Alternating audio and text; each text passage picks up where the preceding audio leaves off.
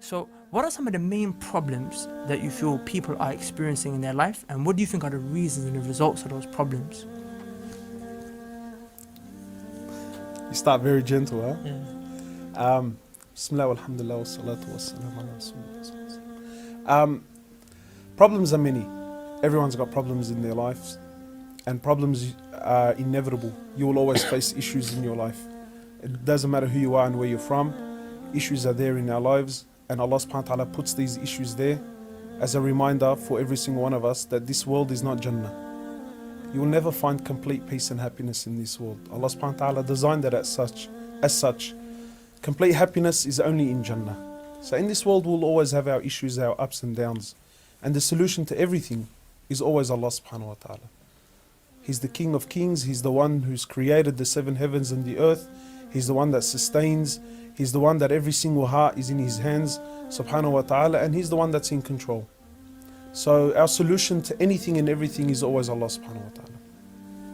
So, what is it that you think is stopping people from seeing that solution? Like Allah subhanahu wa ta'ala has always been there, but people are not turning to Him. What do you think is preventing them from reaching out to Allah? They've done everything. They've gone to the doctor.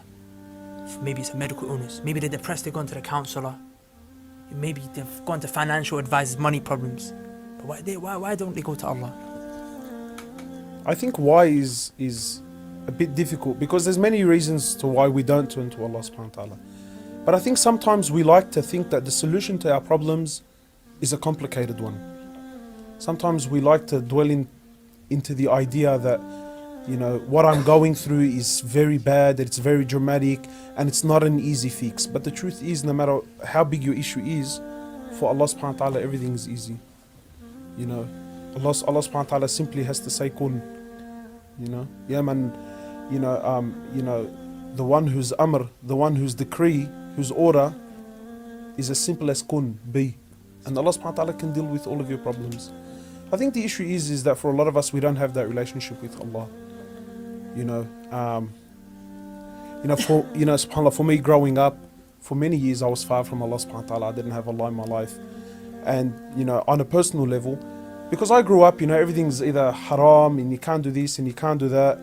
And I had this understanding that Allah is this angry being who just, you know, hated anything and everything, and that if you don't do everything exactly how He wants it, then He's going to destroy you and this, that and the other.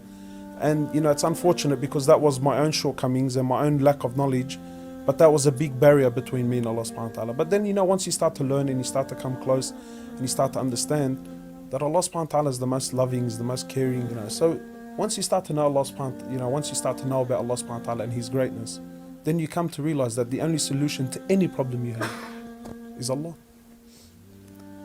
Ali, what are your thoughts, man? I haven't got any thoughts at the moment. I'm just listening to both of you.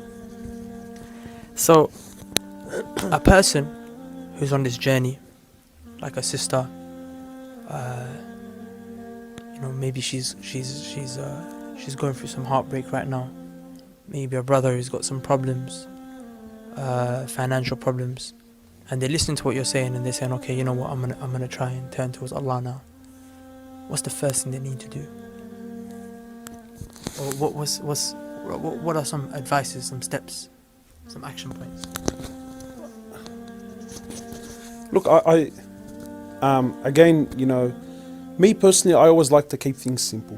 Don't complicate issues with Allah subhanahu wa ta'ala. You know, what do I need to do? Well, the first thing is to acknowledge that Allah is the greatest and that we're simple slaves of Allah subhanahu wa ta'ala.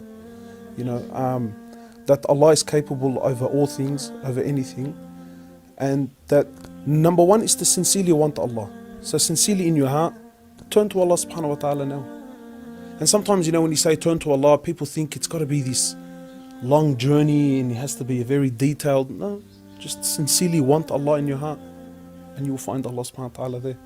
So just that, you know, just really in your heart want Allah subhanahu wa ta'ala, turn to Him, seek His forgiveness and ask Allah for help. When a young man has a girlfriend, he has no problems when she sends him a text 100 times a day. Yeah. In fact, you hold your phone and you're eager. You know, you stay up all night in your bed and you're holding your phone, and when the phone vibrates, it's like the heavens have lit up in excitement, you know. Why? Because I want to know, how did she reply to my message, you know? Why? Because there's love there. There's something there that's... But unfortunately, when it comes to our Allah, we don't have that love relationship. You know, and the thing is that is that many of us need to understand that Allah subhanahu wa ta'ala is not in need of any of us. Don't think that, you know, if you pray or you don't pray, or that if I give my charity or that, Allah is the greatest. That's done. That's sealed and that's a given. You know, Allah subhanahu wa ta'ala is not in need of our money and He's not in need of our salah. But from His rahman, from His mercy, Allah subhanahu wa ta'ala says, I want you to come and talk to me 5 times a day. I mean, that's from His love. I mean, you imagine if the President of the United States of America wanted to see you just one time, yeah? I'm telling you, even the most extreme of Muslims, oh man, did you hear? Did you hear, bro? The President sent me a message. He wants to talk to me. Shh, come on, man. You feel special, right? And that's a man of dunya. But when the King of Kings says to you, I want to see you, I want to talk to you, I want you to talk to me, you know?